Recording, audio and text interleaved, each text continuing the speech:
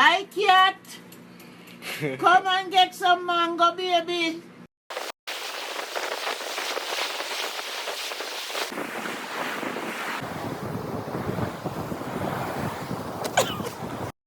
One, two, 1, 2, 3.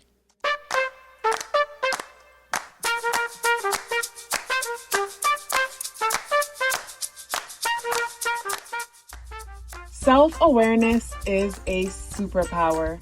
My name is KathyLaDonna. Welcome to Soul and Vibration.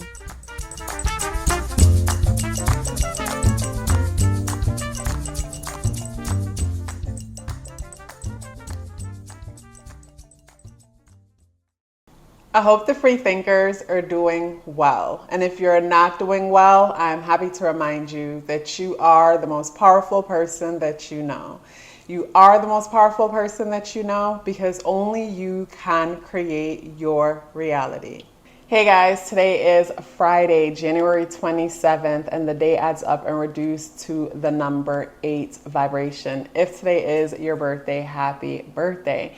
So Friday is ruled by Venusian energy, and Venusian energy and the number 8, because the day adds up and reduced to the number 8 vibration, ties into the material, the physical realm, because Venus deals with our pleasures, things that we enjoy. It also deals with balance. And just so when I think about Venusian energy and I think about, say, diplomacy, I think about, say, enjoying nice things where all of the senses are experiencing things in a way that feels good. And me going back to the whole diplomatic thought, I guess it comes back to say, how can we enjoy things? How could we interact in a way that brings pleasure, or in a way that's balanced, or in a way that's relaxed? But at the same time, to me, that doesn't always solve problems. I find that even in situations where there's diplomacy, where one person is being diplomatic and choosing their words, I find that often creates misunderstandings and even challenges, because say one person is communicating in a way to make everybody happy, but sometimes things need to be straightforward and straight up. And sometimes some people might act like they don't know or understand what it is that you're trying to say because you didn't come straight out and tell it. Sometimes some people choose not to read between the lines or don't know how to read between the lines. And then there's some situations where we're so distracted within ourselves. We're having tunnel vision, like the number 8 energy, where it's like this thing could be directly in front of me, but because I didn't place it in front of me, I can't see it because I didn't place it in front of me. So it's right in front of me and I'm staring through it. I think of, say, the number 8 energy like Neptune energy. I think of Neptune energy as, this dreamy energy where it's like we're projecting onto things. So one thing could be in front of me, but because this thing reminds me of one thing or the next, I'm seeing something totally different than what's in front of me. So when it comes to, say, the number 8 energy, the number 8 is very similar in that way, that something could be right in front of you and it's projecting something else opposed to, say, what is in front. So when it comes to, say, the energies in this day, we can find ourselves overlooking the reality of a thing. We could easily find ourselves getting lost in our fantasies and getting lost in, say, the possibility of something. And from that, we could find ourselves overspending, buying something that we really didn't need to buy or that we really didn't want to buy, something that's completely unnecessary. And also, when it comes to, say, this day, the day is the 27th. So the number 2 energy is nurturing, it's caring. The number 7 is introspective. 2 plus 7 is 9. The number 9 energy doesn't want confrontation. It doesn't want complication. It's like Venus energy. It wants everything to be smooth and pleasurous, if that's a word. And at the same time, though, the number 9 energy is one that wants to be around other people, wants to connect, wants to have a good time. The number 9 is social, just like Venusian energy. So when it comes to the 27th aspect to the day, the number 27 adds up and reduced to the number 9 vibration. So the number 9 is a lighthearted energy, one where we don't want to rock the boat, one where we go along to get along, similar to the Venusian energy. It's just an energy that doesn't want confrontation or conflict. And the number 8 energy, though, could be a bit heavy because the number 8 energy is that Saturnian energy. It is an authoritative energy. This is a kind of energy where our face can look so mean, like that whole resting bitch face vibe, even when we're a nice person or even when we're a fun person.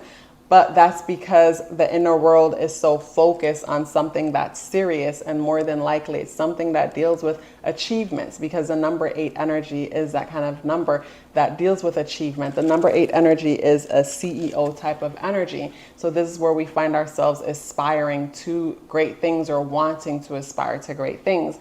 And the day, the 27th, that adds up and reduces to the number 9, can make us go about it in a way that seems like that's not my intention, but really it is my intention. So I think of the number 27 and the day adding up to the number 8 vibration as the kind of vibe where it's like you might have intentions to, say, take over the company, but you show up in a way where it's like, I just want to learn, I just want to be a part of it. But deep down, the goal is to go, go as far to the top as you can possibly go. When I look at the energies within the day, Venus recently went into Pisces. So with Venus in Pisces, this is where we value our imagination. We value our time alone. Venus in Pisces energy talks about how, say, the dream is the blueprint to reality and how it's necessary. And it's necessary to dream in order to create the reality that we're trying to create. And when I think of, say, Venus and Pisces energy, this is where, we'll value, say, the imagination of a thing opposed to the reality. What I mean by that is, say you meet someone and they're your ideal person as far as what you're seeing physically, but on the inside, they're not your ideal person. I think of, say, Pisces, Neptunian, Venusian energy to be that, to where it's like we'll settle for the shell of a thing and opposed to the reality of that thing. Venus is being squared by Mars, and Mars is in Gemini. So with Venus being squared by Mars in Gemini, this brings me to, say, wanting time alone, wanting time to reflect, wanting time to even escape. And Mars is in a place where it wants to be social, connect with community, connect with siblings, connect with family members. So there's this push and pull when it comes to this day, having to do with solitude and then socializing. And of course, the Venusian aspect to the day, and the day being the 27th, adding up to the number 9, is a social energy, even though the number 7 and the 27th, the number 7 is more introspective. So when I think of the 27, this is where we show up to the groups, show up to the event, but we're kind of within ourselves. And with the 8 aspect of the day, everything adding up and reducing to the number 8, this is where everybody gets together, but at the same time, people are more withdrawn within themselves. So if you get together with friends, family members, and the vibe just isn't there, and people seem a bit like detached or distant, you'll be surprised that others might feel the same way about you, and there's nothing personal about it. The moon is at the end of its run in Aries, getting ready to move into Taurus. With the moon in Aries, the moon is in a place where, we want to, there's a sense of urgency. There's a sense of hurrying up for absolutely no reason. The moon is squaring Pluto and Capricorn. So with the moon square Pluto and Capricorn, this is where the inner world feels restricted by the need for change, by the need for transformation, or not even wanting to be controlled, not wanting to be told what to do. And I'm all for rebelling, but for me, rebelling could be dangerous.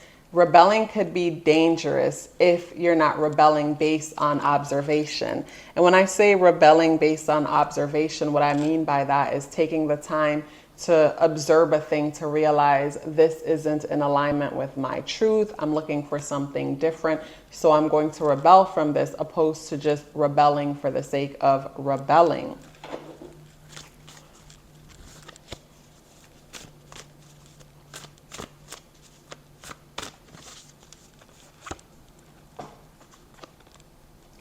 When it comes to the spirit animal associated with the day, we have the bear. So when it comes to the bear, reflecting the energies within the day, I think of how the bear energy, I think of the sun in the background of the card and how the sun is reflecting a new season. I think of how the bear is known for hibernation. I think of how protective the bear is over the ones that it loves. And also what's coming to mind is, like, I think of, say, lately, a lot of clips been coming up where I'm seeing videos of like bears going into convenience stores to get food whenever it wants to. And like the bear's hunger to eat. So when I think of, say, the bear's hunger to eat, when I look at the card, and then I look at the sun above. So with the sun above to me shows a season of being awake, being alert, because normally bears are known for hibernation. With the sun above, there's a need for alertness. And then the whole hunger thing for me ties into the day associated with the 8th. And the number 8 energy is one that could be power hungry. It's one where we want to climb up and aspire to the highest level. So when I think of the bear energy, the sun, and, you know, needing to be in the present and also to being alert when it comes to the present, I think of, say, when it comes to this day, something can come to an end, and the realization of getting higher education or needing to get educated could be something that comes up. I think of, say, someone reflecting when it comes to, say, their ideal life. I like that Venus is in Pisces, and Pisces helps with that whole imagination and dream. So when it comes to, say, the energies within this day, something can come to an end, and the whole introspective, deep diving aspect to the day helps us to realize what we need to learn more of and what we need to release. And also to how we could become the authorities within our own lives, because the number 8 is an authoritative energy. But at the same time, the number 8 isn't always a leading energy. When I say leading, the number 8 is normally the teacher and the student. And I think of the infinity sign, where the number 8 tends to be stuck within a system or a cycle. So I think of the 8 as the teacher, where you're handed the curriculum and you're teaching the curriculum, but you get to teach it in your own way. And when I think of, say, being an authority in one's life and coming up with a system that works for us, ourselves individually, and the number 8 deals with systems, sometimes we have to create our own system, opposed to pulling from a system that maybe worked before, but doesn't work for who we are and what it is that we're trying to achieve. When it comes to the card associated with the day, we have the 8 of Cups in the upright position. So the number 8 is repeated. So definitely systems and cycles. And when you look at the 8 of Cups, that person is walking away from some stacked up cups. I think of that person walking away from something that they're tied to emotionally, something that they feel connected to, something that they might even feel bonded with. It's like attachment. So I get the feeling on this day, someone can come to a realization how they need to move away from some kind of an emotional attachment, some kind of a system, some kind of a cycle. What's coming to mind also maybe an addiction. I go back to the bear energy and say how the bear gets so used to eating the foods that we eat, which aren't natural and filled with a bunch of preservatives and junks. And I remember on the one video, the bear would specifically keep going back for one thing.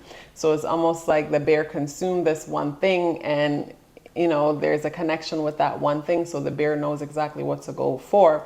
And there's also a part of my mind thinking about there's probably nutrients or something in that one thing that the bear needs. So the bear's natural senses is saying, get more of that. I look ahead, and the time right now is 2:22. and 222 energy. So whenever I'm doing these messages, just like when doing a reading, I feel like everything that's happening is a part of the message. It's a part of the reading. So it's like, say, like in the background, people might be walking by, things might be happening. I feel like it's all a part of the message. It's all a part of the reading. So with the 222 energy, the number 2 to me can overdo it when it comes to, say, attachments.